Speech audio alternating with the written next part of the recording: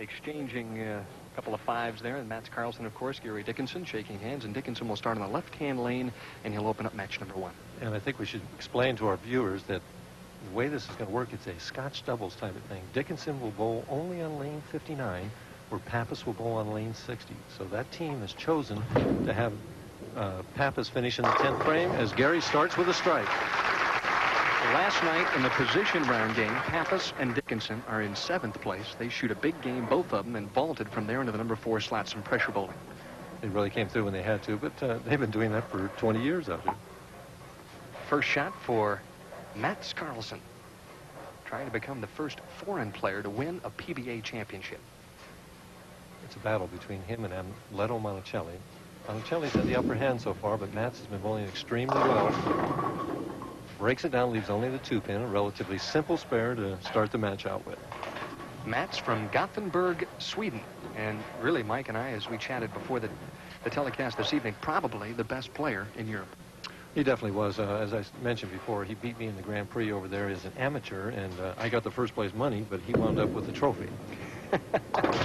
Easy conversion on the spare. And Mike, why don't you explain to the fans why Karlsson maybe is throwing a different colored ball in the spare shots? Well, he wants to keep the ball straight. The gray ball that he threw on the spare shot doesn't bite the lane as much as the black one he used on the first shot. And the players out here try and keep the ball straight at spares. Ricky Sajek, 27 years of age, hailing out of Coral Springs, Florida. His opening shot in the doubles. And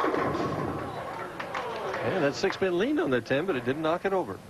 Boy, if you could figure out how to make that go, you could be rich out here on the tour, couldn't you, Mike? Yeah, that 10-pin can separate a lot of dollars, that's for sure. He switched balls also, Denny, and moved to the extreme left to throw straight at the 10-pin.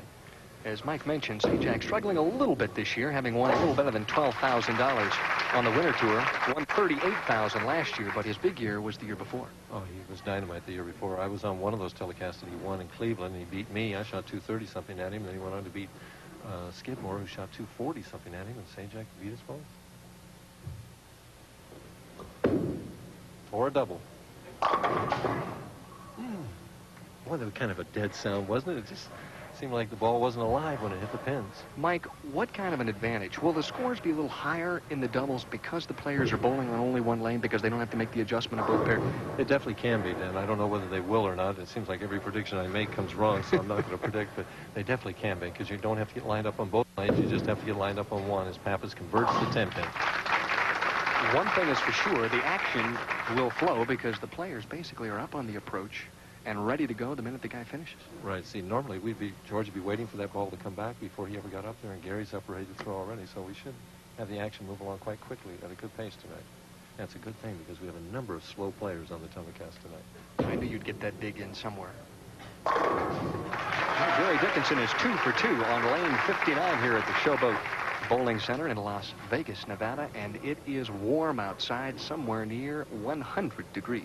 Yes, we've had a few air conditioning problems already, haven't we? But it's dry heat, Mike. Remember that. Yeah, right. Karlsson, very deliberate player. 5 steps.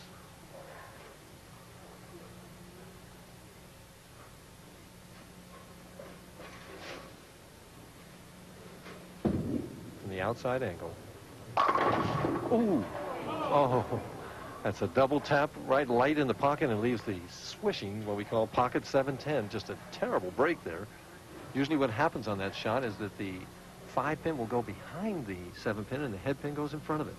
Although I think we had one of those last week and we showed them they both went in front of it. He's just going to throw hard at the 10-pin and hope something happens. Well, he bounced it over there. I'll never forget in Oakland at Alameda. When Mark Roth picked up the 710 on national television. Against Bill Straub. Yes, that's right. Oh, my goodness. They cheered for 10 minutes. Standing O. Don't see that happen often in the bowling center. Sajak on lane 59.